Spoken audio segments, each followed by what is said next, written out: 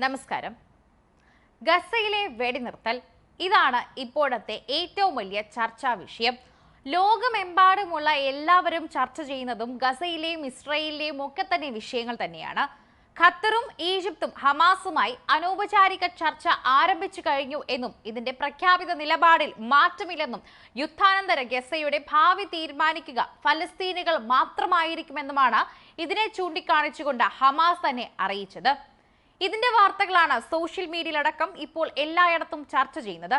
വെടിനിർത്തൽ പദ്ധതിയുമായി ഇപ്പോൾ പല കാര്യങ്ങൾ മുന്നോട്ട് വയ്ക്കുമ്പോഴും ധാരണയാകുമ്പോഴും 90% തന്നെ ഇവർ രണ്ടുപേരും അംഗീകരിച്ച കാര്യങ്ങളെക്കുറിച്ച് സംസാരിക്കുമ്പോഴും വീണ്ടും പ്രശ്നങ്ങൾ മറ്റു ഭാഗത്തു നിന്ന് ഉയരുകയാണ്. ഒരു വശത്ത് വെടിയുയർത്തുന്നത് നിർത്തുന്നേയില്ല, തുടർന്നുകൊണ്ടിരിക്കുന്നു. പലരും മരിച്ചു വീഴുന്നു, പ്രത്യേകിച്ചും സാധാരണ മനുഷ്യർ.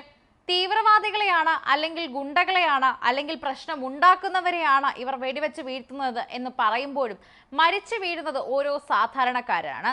പാവപ്പെട്ട കുട്ടികളും പാവപ്പെട്ട മനുഷ്യരും പാവപ്പെട്ട സ്ത്രീകളുമാണ് അവിടെ വെന്തുരുകുന്നത്. ഓരോ കുടുംബത്തിനും ഇപ്പോൾ നഷ്ടപ്പെട്ടുകൊണ്ടിരിക്കുന്ന എണ്ണം പറയാൻ പോലും സാധിക്കില്ല.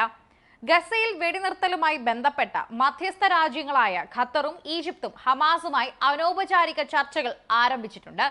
ഇത് കുറച്ചധികം നാളുകളായി തുടരുന്ന ചർച്ചകളാണ്. ആദ്യം കുറച്ചുപേർ വരും, ഇസ്രായേൽ വരില്ല, അല്ലെങ്കിൽ ഹമാസ് വരില്ല എന്നൊക്കെ പറഞ്ഞ് ചർച്ചകൾ നടത്തുമ്പോഴും തന്നെ പല കാര്യങ്ങളും ഇതിനിടയിൽ ഇപ്പോഴും തീർപ്പ് വരാതെ ബാക്കിയായി പോകുന്ന കാഴ്ചയാണ് നടക്കുന്നത്. ഇതിനു മുൻപും ചർച്ച ആരംഭിച്ചിട്ടുണ്ട്, എന്നാൽ യാതൊരു വിധത്തിലും ഒന്നും അവിടെ മാറ്റം സംഭവിച്ചിട്ടില്ല. പ്രഖ്യാപിത നിലപാടിൽ മാറ്റമില്ലെന്നും യുദ്ധാനന്തര ഗസയുടെ ഭാവി തീരുമാനിക്കുക ഫലസ്തീനികൾ മാത്രമായിരിക്കുമെന്നുമാണ് ഹമാസ് അറിയിച്ചത്. ഖത്തർ തലസ്ഥാനമായ ദോഹയിലാണ് ഹമാസുമായി മധ്യസ്ഥ രാജ്യങ്ങളുടെ നേതാക്കൾ ദീർഘനേരം ചർച്ച നടത്തിയത്.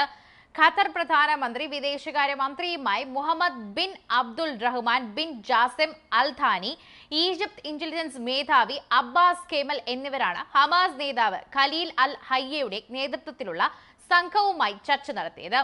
നെതന്യാഹുവിന്റെ കണ്ടുപിടുത്തം കാരണം വെടിനിർത്തൽ ചർച്ച വഴിമുട്ടിയിരിക്കുന്ന ഈ അവസരത്തിലും ഈ സാഹചര്യത്തിലും അമേരിക്കൻ പ്രസിഡന്റ് ജോ ബൈഡന്റെ നിർദ്ദേശപ്രകാരമാണ് അനൗപചാരിക ചർച്ചയെന്നാണ് സൂചനയിൽ പറയുന്ന ഏറ്റവും പ്രധാനപ്പെട്ട കാര്യം. എന്നാൽ ചർച്ചയുടെ ഉള്ളടക്കം പുറത്തുവിടാൻ ഇരു വിഭാഗവും തയ്യാറായിട്ടില്ല എന്നതാണ് ഇതുവരെ പുറത്തുവരുന്ന വാർത്തയിലെ മറ്റൊരു പ്രധാനപ്പെട്ട കാര്യം. മധ്യസ്ഥ രാജ്യങ്ങളുടെ നീക്കം സ്വാഗതം ചെയ്ത ഹമാസ് ബൈഡന്റെയും UN രക്ഷാസമിതിയുടെയും നിർദ്ദേശം മുൻനിർത്തിയുള്ള വെടിനിർത്തൽ കരാറിന് സന്നദ്ധമാണെന്നും വ്യക്തമാക്കിയിട്ടുണ്ട്. ആക്രമണം നിർത്തി സൈന്യം ഗസ വിടണമെന്ന നിലപാടും ഹമാസ് ആവർത്തിച്ചതിന്റെ പറയുന്നുണ്ട്.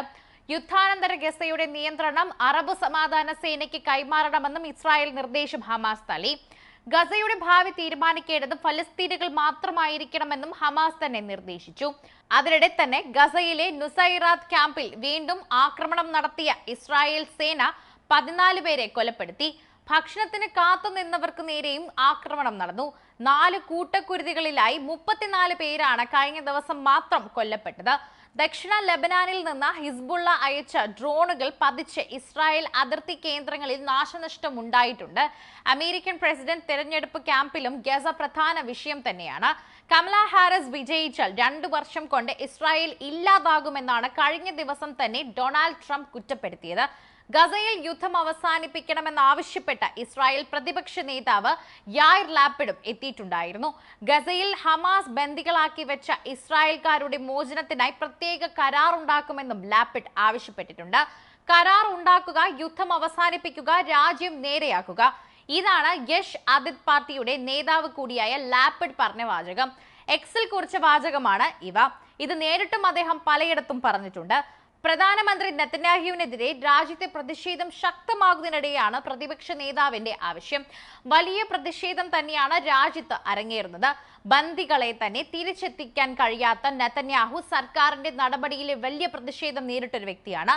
ഒക്ടോബർ 7 തുടങ്ങിയ ആക്രമണത്തിൽ ഇസ്രായേൽ സൈന്യം 40,000-ലേറെ ഫലസ്തീനികളെയാണ് കൊന്നൊടുക്കിയതെന്ന് പറയണം. പാവപ്പെട്ട ഫലസ്തീനികൾ ഓരോ തവണ വീഴുമ്പോഴും അതെല്ലാം തന്നെ തന്റെ ക്രെഡിറ്റായി മാറ്റുകയായിരുന്നു നെതന്യാഹു.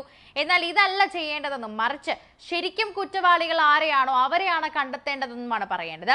ഇസ്രായേലിന്റെ ആക്രമണം 23 ലക്ഷം ആളുകളുടെ കിടപ്പാടമാണ് നഷ്ടമാക്കിയത്. ഇസ്രായേൽ സൈനിക നിയന്ത്രണത്തിൽ ഫിലാഡൽഫിയ ഇടനാഴി തുടരുമെന്ന നെതന്യാഹുവിന്റെ പിടിവാശിയിലാണ് വെടിനിർത്തൽ നീണ്ടുപോകുന്ന ചർച്ചകൾക്ക് കാര്യമാകുന്നത്. പൂർണ്ണമായും സൈനിക പിന്മാറ്റം കൂടാതെ ബന്ദിമോചനം സാധ്യമാകില്ലെന്നും ഹമാസ് വ്യക്തമാക്കുന്നു.